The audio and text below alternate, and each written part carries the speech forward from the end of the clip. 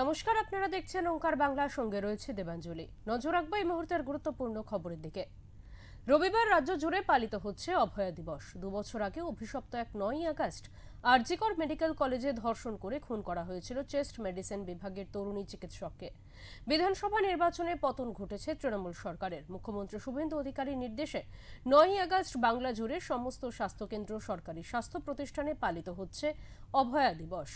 সকাল 11টায় অভয়ার আকস্মিক মৃত্যুকে স্মরণ করে 2 মিনিট নীরবতা পালন, প্রদীপ প্রজ্বলন প্রতিটি সরকারি স্বাস্থ্যকেন্দ্রে করা হয়। ছোট ছোট সাংস্কৃতিক অনুষ্ঠানেরও আয়োজন করা হয়। এদিন অভয়ার মা বিজেপির বিধায়ক রত্না দেবনাথ নিজের বিধানসভা কেন্দ্রে একটি অনুষ্ঠানের আয়োজন করেছেন। বিকেলে সেখানে উপস্থিত থাকবেন মুখ্যমন্ত্রী এবং স্বাস্থ্যমন্ত্রী।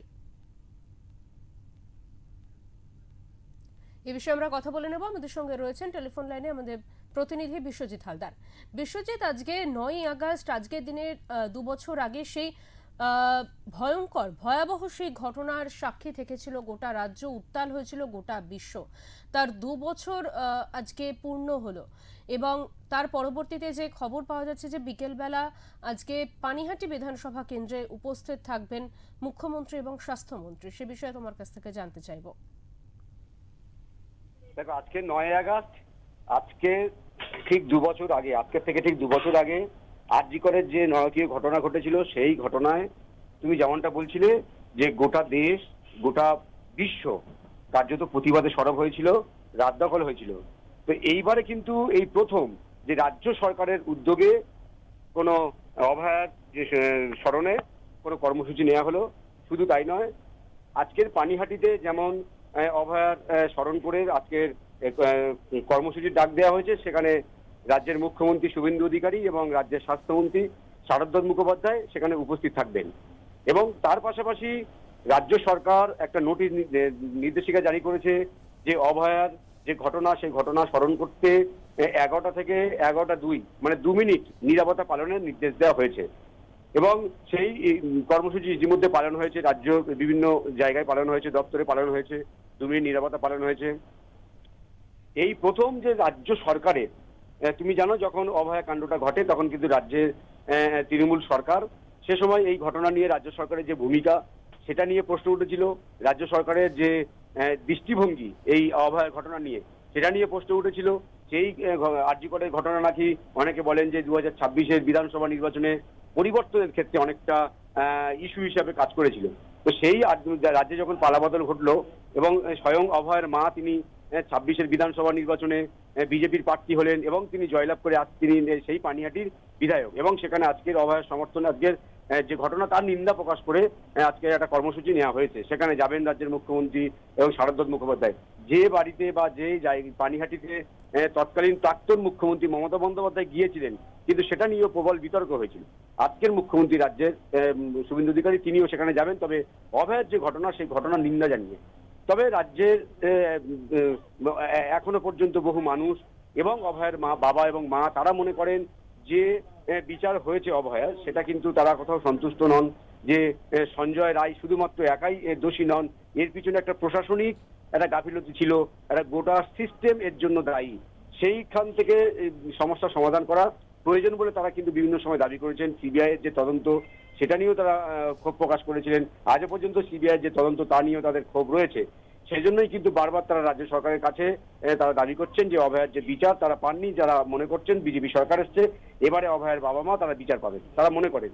এবং এই পরিস্থিতিতে কিন্তু আজকের এই যে রাজ্য সরকারের উদ্যোগে যে 2 মিনিট নীরবতা পালন, তারপরে এই যে পানিহাটিতে এই যে কর্মসূচি, এ সমস্ত বিষয় কিন্তু রাজ্য সরকারের উদ্যোগে নেওয়া হচ্ছে। এবারে সবচেয়ে তাৎপর্যপূর্ণ বিষয় যেটা, আজকে রাজ্যের স্বাস্থ্যমন্ত্রী শারদ মুখোপাধ্যায় যেটা বলেছেন যে সেই সময় কিন্তু একাধিকবার অভিযোগ উঠেছিল যে অভয়া যেদিন ডিউটি করছিল, সেই সময় যারা অন্য সহকর্মী তার ছিল, তারা যে ডিউটি করছিল তাদের কিন্তু জিজ্ঞাসাবাদ করা হয়নি। এবং সেই সঙ্গে যে সমস্ত অধ্যাপককে আড়াল করার চেষ্টা হচ্ছিল, কোথাও রাজ্য সরকার কাউকে আড়াল করার চেষ্টা করছে, স্বাস্থ্য দপ্তরের একাধিক আধিকারিক রয়েছেন এবং আরজি কর হাসপাতালে একাধিক চিকিৎসক এবং আধিকারিকদের বিরুদ্ধে আঙুল উঠছিল। তাদের কিন্তু তদন্তের আওতায় আনা হয়নি এতদিন।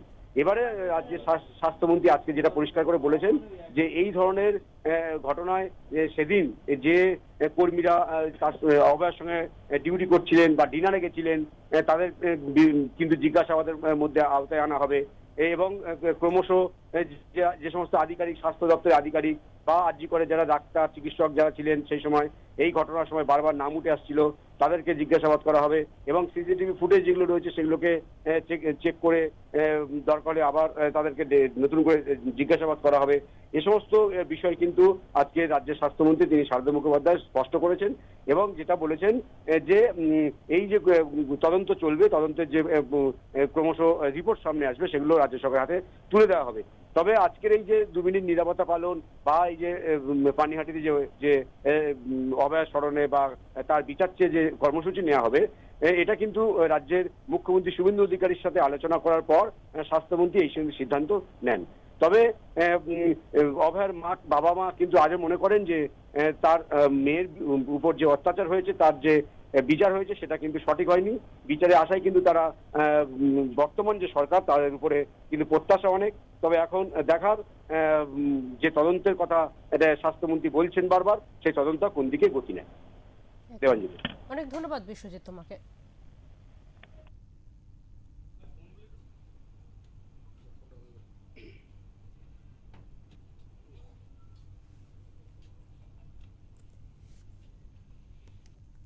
दो साल हो गया।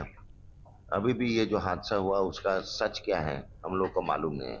कौन कौन थे, कौन किए ये सब, यहाँ पे जितना भी प्रमाण था उसको गायब क्यों किया गया, उसके पीछे कौन थे, कब किया गया, किसके आदेश पे किया गया, वही हम लोग खोज रहे हैं। सच का सामना सबको करना पड़ेगा, सच का खोज में ही हम लोग हैं।